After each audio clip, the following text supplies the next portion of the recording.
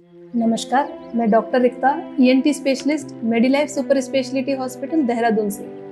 आज हम बात करेंगे नाक के एक कॉमन चीज के बारे में जो है स्मेल सेंसेशन। तो नाक हमारे चेहरे का सबसे प्रोमिनेंट पार्ट है। ये हमारी सुंदरता में भी ऐड करता है।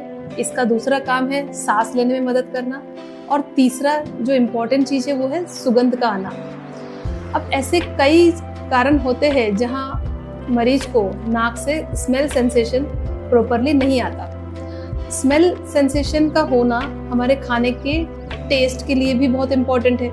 अगर किसी व्यक्ति को खाने की फ्यूम्स, खुशबू नहीं आए तो उसको खाने का स्वाद भी नहीं आएगा। खुशबू आती है तभी खाने का स्वाद भी आता है। तो खुशबू का प्रॉपर तरीके से आना बहुत जरूरी है। तो ऐसे कौन से कारण हैं जिसमें हमें नाक से स्मेल प्रॉपरली नहीं आते, आज हम उस बारे में बात करेंगे। तो नाक में हमारे रूफ पे क्रिब्रिफॉर्म एरिया के पास वहाँ पे रिसेप्टर्स होते हैं जिसे कहते हैं ऑल्फैक्टरी रिसेप्टर्स। ये ऑल्फैक्टरी रिसेप्टर्स मोस्टली नाक के अपर पार्ट में, रूफ वाले पार्ट में होता है। इसीलिए फ्यूम्स, जो खाना हम अगर गरम गरम खाए तो फ्यूम्स ऊपर की ओर जाता है तो हमें उसकी स्मेल अच्छे से आती है। अब हमें चाहिए कि कोई ऐसा ऑब्स्ट्रक्शन ना हो ताकि फ्यूम्स ऊपर तक अच्छे से पहुंच पाए। अब स्मेल सेंसेशन अगर किसी को प्रॉपरली नहीं आ रहा तो उसके कई कारण हो सकते हैं। उसमें से एक कॉमन कारण है कॉमन कोल्ड का होना। जब भी हमें सर्दी जुकाम वगैरह हो जाता है तो ये एक्यूट कंडीशन में राइनाइटिस, नाक के अंदर सूजन आ जाता है, नाक के मस्से सूजे होते हैं, नाक का म्यूकोसा सूजा होता है, तो फ्यूम्स जो है वो अच्छे से प्रॉपरली अपने site of action, that is जो ऑल्फैक्टरी रिसेप्टर से वहां तक नहीं पहुंच पाता, तब हमें स्मेल का सेंसेशन कम आ सकता है। दूसरा कॉमन कॉज हो सकता है नाक की हड्डी का टेढ़ा होना। अगर हड्डी ऊपर के हिस्से में मोटी है, फुली हुई है या डिविएटेड है तो that also becomes an obstruction for the fumes to reach up to the site of action. तभी हमें नाक में से सेंस का स्मेल कम आ सकता है। तीसरा कारण हो सकता है साइनोसाइटिस।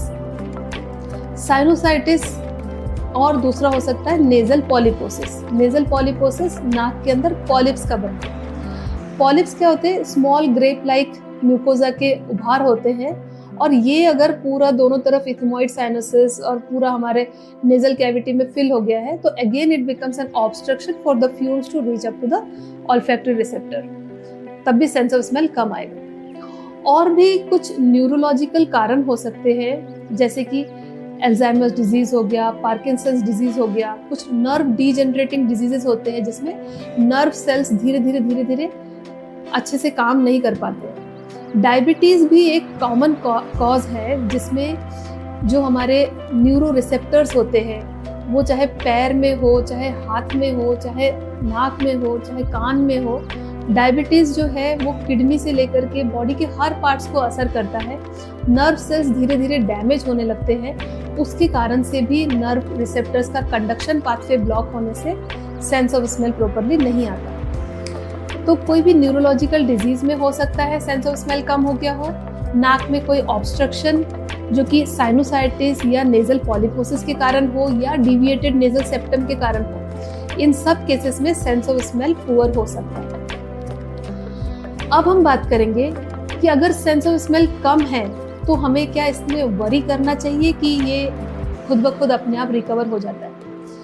तो यूजुअली जो कॉमन कोल्ड है, जैसे सर्दी जुकाम खांसी हुआ, थोड़ा सा बुखार वगैरह हुआ, तो उस दौरान बॉडी के अंदर जो नोज के जो रिसेप्टर्स है, नेजल कंजेशन हो गया, जुकाम हो गया, सूजन आ गई है नाक में, उस समय थोड़े समय के लिए 2-3 दिन के लिए टेम्पररीली इन्फ्लेमेशन की वजह से जो सेंस रिसेप्टर्स थे वो अच्छे से काम नहीं कर पा रहे थे, या इन्फ्लेमेशन की वजह से फ्यूम्स अच्छे से नहीं पहुंच पा रहे थे, तो वो ड्यू कोर्स के साथ में, ट्रीटमेंट के साथ अपने आप ठीक भी हो जाता है।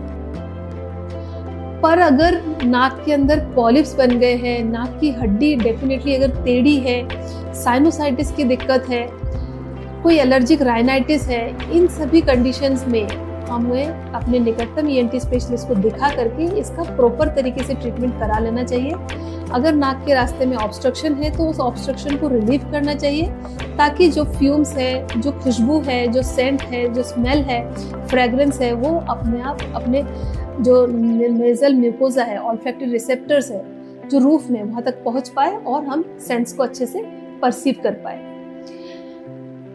तो आप सभी से मेरा यही निवेदन है कि अगर थोड़े से 1-2 दिन की बात है कि अभी टेम्परली स्मेल लॉस हुआ, तो उस केस में आप इसे ओवरलुक कर सकते हैं। बट यदि सडन ऑनसेट सेंसरी लॉस है या कोई ऐसा है कि क्रॉनिक लंबे समय से नाक का सेंस ऑफ स्मेल चला गया है, तो ऐसे में डेफिनेटली आपको कंसर्न करना चाहिए, ईएनटी स्पेशलिस्ट की सलाह लेना चाहिए। वो फिर कैसे करते हैं, नाक की कुछ इन्वेस्टिगेशंस करके, जांच करके देख सकते हैं कि नाक में ऑब्स्ट्रक्शन का कारण क्या है।